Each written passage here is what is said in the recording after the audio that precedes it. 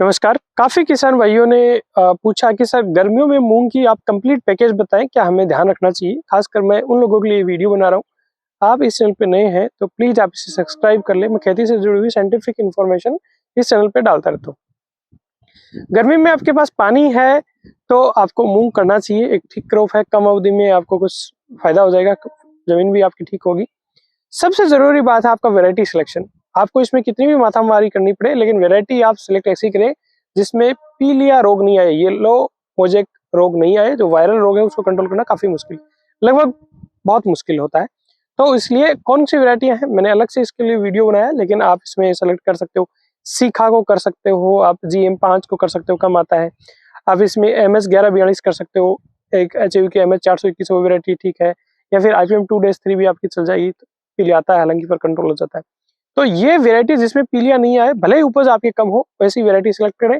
बीज उपलब्धता में प्रॉब्लम होती है, आप हो सकती है क्योंकि कम क्वांटिटी में बीज होता है, पर आप किसी गवर्नमेंट ऑर्गेनाइजेशन में आसपास जहाँ भी आपको मिल रहा है वहां से आप सीड ले लें। वैरायटी सिलेक्शन सबसे इंपॉर्टेंट है। वैरायटी के बाद में आपका एक टाइम ऑफ शोइंग है। जितना संभव होता है जितना जल्दी आप मूंग लगा दे उतना अच्छा है। उसके कई फायदे हैं।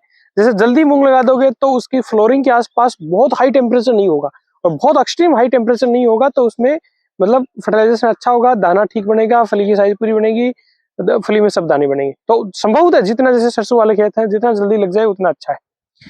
फिर बीज की मात्रा की जहां तक बात है, जनरली 8-10 किलो प्रति एकड़ इसका बीज गर्मियों में अनुशंसित किया जाता है। स्पेसिंग भी जो नॉर्मल अपना मतलब बारिश में जो मूंग करते हैं उससे थोड़ी कम रख लेंगे तो चलेगा।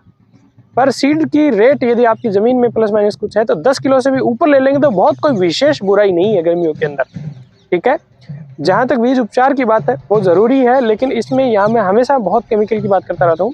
आज मैं ये कहूंगा कि आप गर्मियों में मूंग को सिंपल ट्राइकोडर्मा से बीज को उपचारित करें। तरीका क्या हो सकता है आपका तरीका ये हो सकता है कि आप उसमें जो आपका मूंग का सीड है उसके लिए 200-250 ग्राम आप अलग से गुड़ को बॉईल करें, उसको एकदम पतला पानी करें, ठंडा करें, और उसके बाद में मूंग के ऊपर उस गुड़ का छींटा मारें, और उसके अंदर ट्राइकोडर्मा मिला के 10 ग्राम प्रति किलो बीज के हिसाब से अनुशंसित किया जाता है। लेकिन ट्राइकोडर्मा आप ज्यादा ले लो, बहुत महंगा कुछ आता नहीं है, ज्यादा ले लेंगे 10 ग्राम से तो भी वो ठीक फायदेमंद है, और उसकी बुआई कर दें। इंपॉर्टेंट बात यह है कि गर्मियों में बहुत कम अंतराल पे पानी लगता है। गर्मियों में मूंग की बढ़वार सामान्य से थोड़ी कम होती है, मतलब जैसे बारिश में जितना तेजी से बढ़ता हुआ है, तो खरपतवार एक बड़ी समस्या है मूंग में। इसलिए जहाँ बहुत ज्यादा खरपतवार की समस्या है वो प्री इमरजेंस हर्बिसाइड का इस्तेमाल कर सकते हैं। पेंडामेथालिन उसमें ठीक है प्री इमरजेंस में। पेंडामेथालिन आपके एरिया के हिसाब से आप एप्लीकेशन करें। बहुत हल्की जमीनें हैं, वो कुछ लोग जैसे सूखे में मूंग बो के पानी लगाते हैं, तो वो पहले पेंडामेथालिन करके पानी लगाएं, या नमी की अवस्था में। खासकर गर्मियों में बड़ा चैलेंज है कि पेंडामेथालिन बहुत अच्छे से काम नहीं कर पाता है। उसका कारण ये रहता है, मूंग बो देते हैं और उसके बाद में तुरंत नमी हमारी उड़ जाती है, और नमी खेत में रहती नहीं है, पेंडामेथालिन काम नहीं करती है। तो पेंडामेथालिन आप इस्तेमाल कर सकते हैं प्री इमरजेंसी। खरपतवार कंट्रोल इफेक्टिवली होगा, पर उसमें आपके खेत में नमी होनी चाहिए। इसके अलावा एक बहुत इंपॉर्टेंट बात है, ज्यादा विज्ञान में मत उलझना, जैसा कह रहा हूँ वैसा कर लेंगे तो अच्छा रहेगा। आप बुआई के समय मेड़ों पे या कुछ लाइनें या बीज ऐसे छांट भी देंगे पहले, बुआई से पहले, तो वो बेहतर होगा। वो किसका? वो आपको मक्का या आपका बाजरा या ज्वार, इनमें से कोई भी जो बीज मिल जाए आपको, आपके देसी कोई भी वैरायटी हो, उसको आप माइकोराइजा से उपचारित करके उसको भी बोएं साथ में।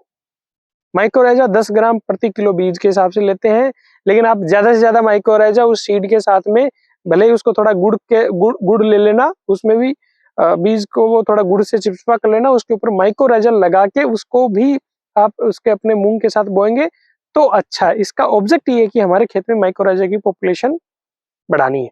ठीक है, इसके ज्यादा अंदर नहीं घुसेंगे। फर्टिलाइजर हमने छोड़ दिया। फर्टिलाइजर में आपको ये करना है कि मूंग के अंदर आप SSP यूज करें। SSP के साथ में मूंग बोए। SSP आप कितना लेंगे? SSP आप लेंगे 100 किलो प्रति एकड़, यानी 100 किलो प्रति एकड़ के हिसाब से आप SSP लेना, और उसके अंदर आपको मूंग मिक्स करके आप बोई कर सकते हो। नाइट्रोजन के लिए क्या दें? SSP दे रहे हो, DAP नहीं देना, आप यूरिया दे सकते हैं। अब यूरिया की जनरली अनुशंसा ये की जाती है कि आपका 1 बैग प्रति हेक्टेयर यानी कि 20 किलो प्रति एकड़ के आसपास आपको यूरिया देनी चाहिए। कब? बुआई के समय ही आपको दे देनी चाहिए। पर यदि ये कहीं अनुशंसा नहीं है, लेकिन आप इस चीज पे विचार कर सकते हो। मानो कि आपकी पिछली फसल के अवशेष बहुत ज्यादा है, पिछली फसल के अवशेष बहुत ज्यादा हैं आपके, और जैसे नॉर्मल फसल है जिसके अवशेष बहुत ज्यादा नहीं है, तो जो ये जो आपकी 1 बैग पर हेक्टर है, ये रिकमेंडेशन ठीक है 20 किलो प्रति एकड़, लेकिन बहुत ज्यादा फसल अवशेष है तो इस यूरिया की मात्रा को आप यदि बढ़ा देंगे और फिर यदि आप बुआई कर रहे हैं, पानी लगा रहे हैं, तो आपके फसल के अवशेष बहुत जल्दी से गलेंगे और आपकी मूंग की फसल को भी फायदा होगा। मूंग उगने के बाद में आपको ये ध्यान रखना है कि शुरुआत में कीड़े बहुत आते हैं मूंग में, क्योंकि सब खेत खाली होते हैं, वो एक हरा खेत दिखता है, तो बहुत ज्यादा कीड़े आते हैं।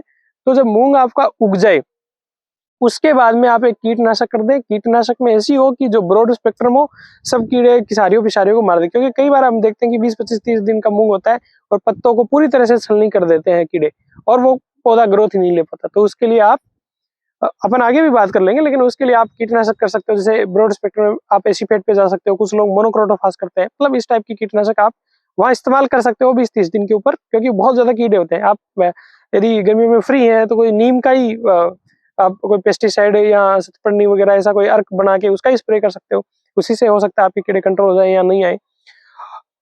इसके अलावा आपको ध्यान ये रखना है कि खड़ी फसल के अंदर आप जब हर्बिसाइड कर रहे हो तो बहुत आप छोटे किसान हो, तो खड़ी फसल में यदि गर्मियों में आप हर्बिसाइड करते हो तो उससे आपकी फसल रुक जाती है, क्योंकि टेम्परेचर से वैसे ही ठस की फसल जाती है।